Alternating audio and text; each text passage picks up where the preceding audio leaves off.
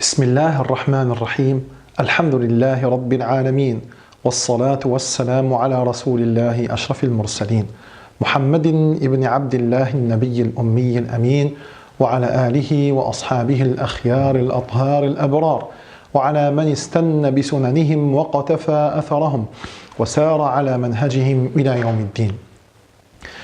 أيها الإخوة والأخوات، أيها الحجاج بصفة خاصة، أنتم مقبلون بإذن الله تبارك وتعالى في هذا الموسم على عبادة فريضة ركن من أركان الحج التي بها الله سبحانه وتعالى يغفر الذنوب جميعا. قال جل في علاه: ولله على الناس حج البيت من استطاع إليه سبيلا. وقال تبارك وتعالى: وأتموا الحج والعمرة لله. Toutes les louanges appartiennent à Allah subhanahu wa ta'ala et les prières et les salutations sur le messager Muhammad ibn Abdullah, le dernier des messagers par lequel Allah il a clôturé et parachevé sa révélation. Chers frères et chères sœurs, chers musulmans, et d'une manière spécifique, chers pèlerins, Allah subhanahu wa ta'ala, il vous a donné cette grande grâce-là. Et là, vous êtes à l'approche des portes du grand moment, de la grande saison, du grand pèlerinage.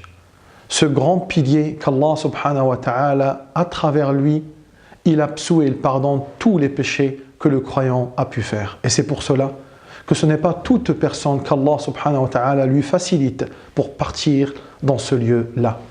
Combien de gens, on les a vus, Wallah, ils ont de l'argent, ils ne peuvent pas partir. Combien de gens, ils sont partis, mais Allah ne leur a pas facilité. À mi-chemin, ils font demi-tour. Ils ont eu un gros problème dans leur pays. Combien de gens, ils avaient de l'argent, ils avaient la santé, ils avaient tout, mais Allah il n'aura pas facilité par rapport à des papiers. Et ainsi de suite. Et combien de gens, ils arrivent jusqu'à là-bas pour ne pas faire le hajj.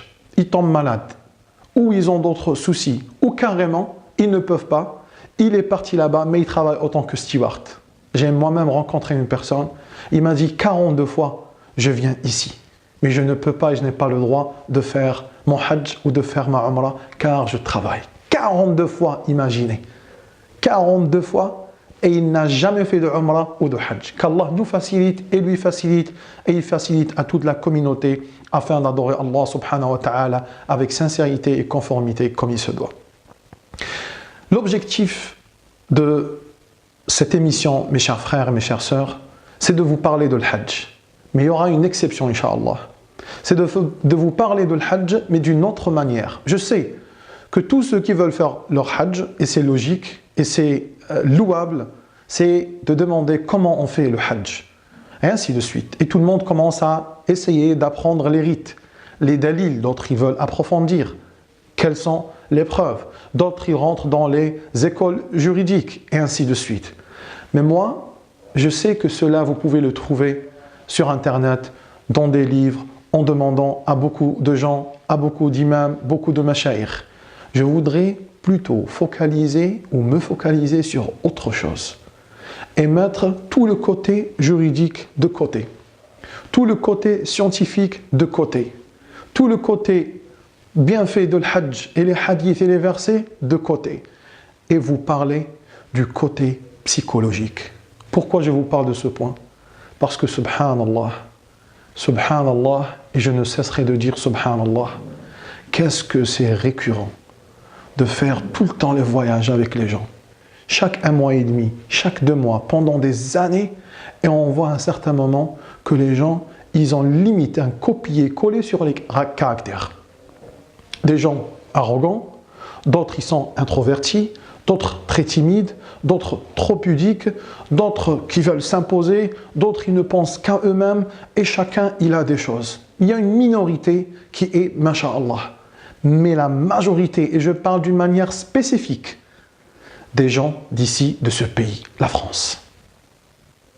Subhanallah, les pèlerins, pas tous, bien sûr, je le dis, je le redis, et s'il vous plaît, il faut mettre de côté et arrêter de nous dire qui êtes-vous pour juger, qui êtes-vous pour ceci, attention à ceci, attention à cela. C'est nous-mêmes qui sommes en train de vous dire, et on n'est rien, mais on est vos frères et vos sœurs.